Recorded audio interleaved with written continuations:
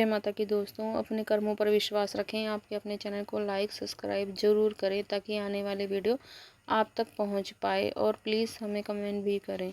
5वां अध्याय भूत प्रेत बाधा भय तथा बुरे सपने आते हैं तो इस पाठ का अध्याय जरूर पढ़ें। 5वां अध्याय इंद्र देवताओं के तेज से देवी की उत्पत्ति तथा महिषासुर की सेना का वध। विनियोग मध्य चरित्र के विष्णु ऋषि महालक्ष्मी छन्न शंखधारी शक्ति दुर्गा बीज और स्वरूपा श्री महालक्ष्मी जी की प्रसन्नता के लिए मध्य चरित्र के पाठ तथा इसका विनय ध्यान मैं कमल के आसन पर विराजमान प्रसन्न मुख वाली महिषासुर का वध करने वाली भगवती महालक्ष्मी का भजन करता हूँ, जो अपने हाथों में अक्षमाला फरसा गदा बाण ब्रज धनुष कुंडिका दंड शक्ति खंडक ढाल शंख चक्र गदा और मूल मधुपात्र सूल आदि सब धारण करती है। ऋषि कहते हैं, पूर्व काल में शुभ और निशुभ का नामक असुरों ने अपने बल के घमंड में आकर शचीपति इंद्र के हाथ से तीनों लोकों का राज्य छीन लिया और यज्ञ भांग छीन लिए। वह दोनों सूर्य चंद्रमा कुबेर यम वरुण अधिकार का उपयोग गलत करने लगे, वायु और अग्नि का कार्य भी वह ही करने लगे। उन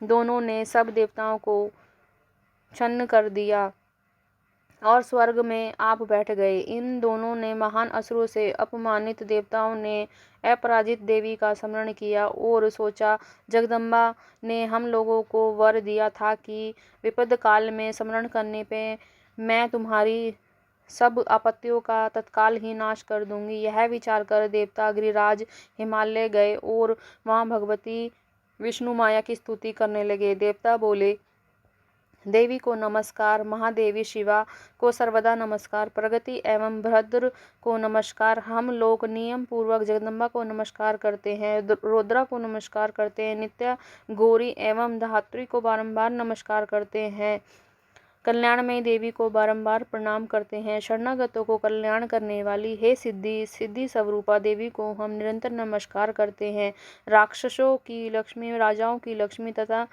शिव पत्नी स्वरूपा को हम नमस्कार करते हैं, जगदम्बा को बार बार नमस्कार करते हैं, कृष्णा तथा धूमावती को सदैव नमस्कार करते हैं, अत्यंत सौम्य एवं अत्यंत रौद्र रूप देवी वाली को हम नमस्कार करते हैं, उन्हें हमारा बारंबार नमस्कार। जो देवी सब प्राणियों की विष्णु माया के नाम से कही जाती है, उनको हम नमस्कार करते हैं, बारंबार नमस्कार करते हैं। जो देवी सब प्राणियों की चेतना कहलाती है, उनको हम नमस्कार करते हैं, उनको हम बारंबार नमस्कार करते हैं। जो देवी प्राणियों में बुद्धि स्वरूपा में स्थित हैं, उनको हम नमस्कार करते हैं, बारंबार नमस्कार करते हैं। जो देवी सब प्राणियों में बुद्धि रूप में स्थित है, उनको हम नमस्कार करते हैं, बारंबार नमस्कार करते हैं, तथा निंद्र रूप में स्थित है, उनको हम नमस्कार करते हैं, उनको हम बारंबार नमस्कार करते हैं। ये जो देवी प्राणियों की छाया रूप में बुद्धिमान को नमस्कार करते हैं, बारंबार नमस्कार करते हैं। जो देवी सब प्राणियों में शक्ति रूपा में विद्यमान है, उनको नमस्कार, उनको बारंबार नमस्कार करते हैं। जो देवी प्राणियों की त्रिपा रूप में विद्यमान है, उनको हम नमस्कार करते हैं, बारंबार नमस्कार करते हैं, उनको नमस्कार करते हैं, बारंबार नमस्कार करते हैं। जो देवी प्राणियों के श्रद्धा रूप में विद्यमान है, उनको नमस्कार, उनको बारंबार नमस्कार। प्राणियों में सदा विद्यमान रहने वाली उन व्याप्ता देवी को बारंबार नमस्कार करते हैं। जो देवी चैतन्य रूप में संपूर्ण जगत को व्याकृत स्थित हैं, उनको हम नमस्कार करते हैं, बारंबार नमस्कार करते हैं। पूर्व काल में अभीष्ट प्राप्ति होने पर देवताओं ने जिनकी स्तुति की तथा इंद्र से बहुत दिनों तक जिनका सेवन किया, वह कल्याण की साधना भूता ईश्वरी हमारा कल्याण और शुभ करें तथा सारी आपत्तियों का नाश कर डालें। उद्धम दैत्यों ने पीड़ित हम सभी देवताओं ने परमेश्वरी को इस समय नमस्कार करते हैं तथा जो भक्ति से विनम्र पुरुषों द्वारा स्मरण करने जाने पर तत्काल ही संपूर्ण विपत्तियों का नाश कर देती हैं, वे हे जगदम्बे हमारा संकट दूर करे। ऋषि बोले, राजन, इस प्रकार जब देवता स्तुति कर रहे थे, तब उस समय पार्वती देवी गंगा जी के जल से स्नान करने के लिए वहां आई। उन सुंदर बोहों वाली भगवती ने देवताओं से पूछा, आप लोग यहाँ किसकी स्तुति करते हैं? तब उन्हीं के शरीर केश से प्रकट हुई शिवा देवी बोली, शुभ दैत्य ने अपमानित और युद्ध में निशुभ तथा विजित से यहाँ एकत्र हुए समस्त देवता मेरी स्तुति कर रहे हैं। पार्वती जी के शरीर कोश से अंबिका का प्रभाव हुआ था, इसलिए वह समस्त लोकों में कौशिक कही जाती हैं। कौशिका की के प्रकट होने के बाद पार्वती जी का शरीर काले रंग का पड़ गया था। अंत में हिमालय पर रहने वाली कालिका देवी के नाम से प्रसिद्ध हुई। तदनंतर शुभ निशुभ के भृत्य चंड मुंड तथा उपस्थित हुए। उन्होंने मनोहर रूप धारण करने वाली अंबिके देवी को देखा। फिर वह शुभ के पास जाकर बोला, महाराज, एक अत्यंत मनोहर स्त्री है जो अपने दिव्य कांति से हिमालय को अलौकिक कर रही है। वैसा उत्तम रूप मैंने आज तक कहीं नहीं देखा।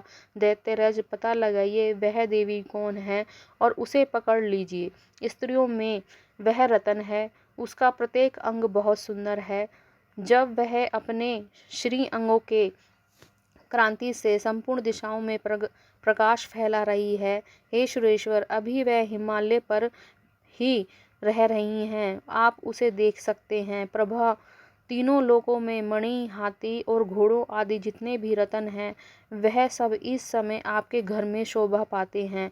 हाथियों में रतनभूत ऐरावत पराजित इस समय आपके घर में शोभा पाते हैं। हाथियों में रतनभूत वृक्ष पराजित ऊंचे सर्वघोड़ा, यह सब आपने इंद्र से ले लिए हैं। हांसों से जुता हुआ विमान भी आपके आंगन में शोभा पा रहा है। तो रतनभूत विमान जो पहले ब्रह्मा जी के पास था, वह आप ले आए। महापद्म नामक निधि और कुमेर से छीन लाए। समुद्र में आपको केशवरों से सुशोभित करंजल नामक माला भेंट की, जिसके कमल कभी कुहू नहीं लाते। स्वर्ण की वर्षा करने वाला वरुण छत्र से आपके घर में शोभा पाता है। यह श्रेष्ठ रथ जो अपने प्रजापति के अधिकार में था, अब आपके पास मौजूद है। हे देशवर, मृत्यु की उत्क्रांति नाम वाली शक्ति भी आपने छीन ली और वरुण का पास समुद्र में होने वाले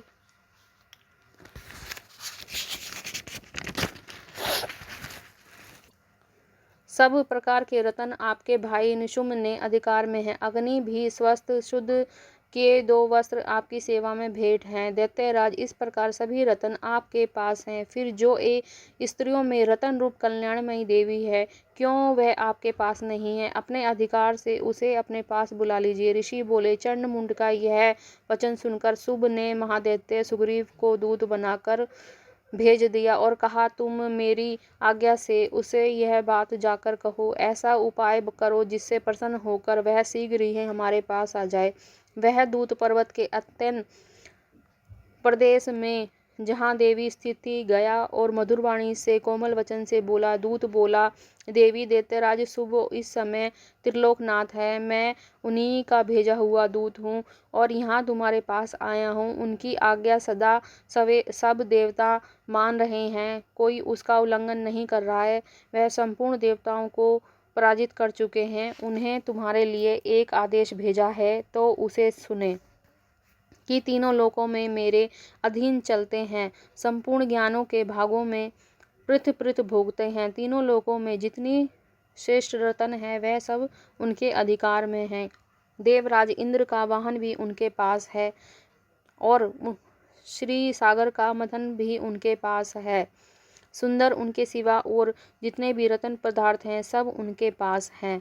वह सब मेरे पास आ चुके हैं। देवी, हम लोग तुम्हें संसार की स्त्रियों में रतन मानते हैं, अतः हमारे पास आ जाओ, क्योंकि रत्नों का उपभोग करने पर ही हम चपल कटाक्ष वाली सुंदरी, तुम मेरी या मेरे भाई पराक्रमी निशुभ की सेवा में आ जाओ, क्योंकि तुम रतन स्वरूपा हो। मेरे वरुण करने पर तुम्हें अतुल्य महान ऐश्वर्य की प्राप्ति होगी। अपनी बुद्धि से यह विचार कर तुम मेरी पत्नी बन जाओ।